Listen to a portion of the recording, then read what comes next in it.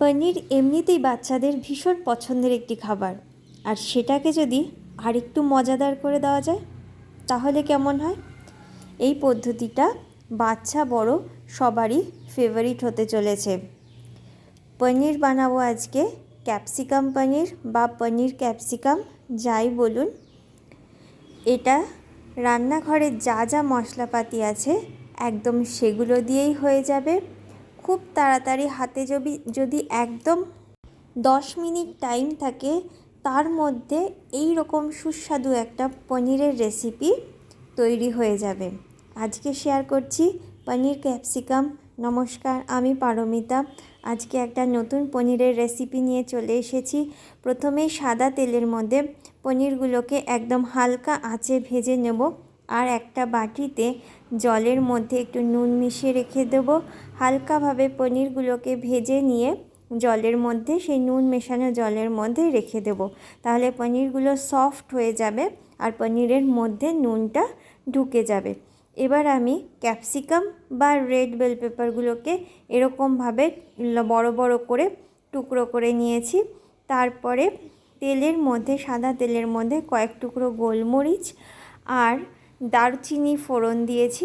দিয়ে ক্যাপসিকামগুলোকে তার মধ্যে দিয়ে দিয়েছি।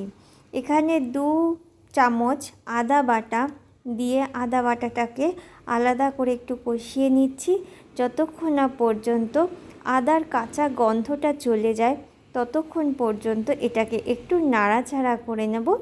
তারপরে ক্যাপসিকামের সাথে এটাকে মিশিয়ে দেব। এই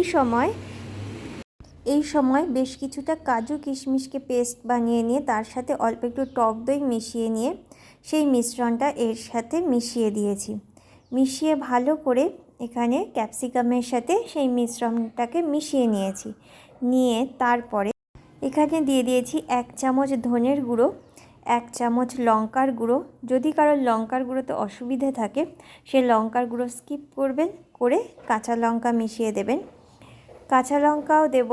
এরপরে তার আগে দিয়ে নিয়েছি 1/2 চামচ নুন। নুনটা এখানে খুব বুঝে শুনে দিতে হবে, কারণ পনির ভিজিয়ে রাখা জলটার মধ্যেও নুন দেওয়া আছে, আর সেটা আমরা একদম শেষে এর সাথে অ্যাড করব। তো এখানে আমি 2টো কাঁচা লঙ্কাও দিয়েছি।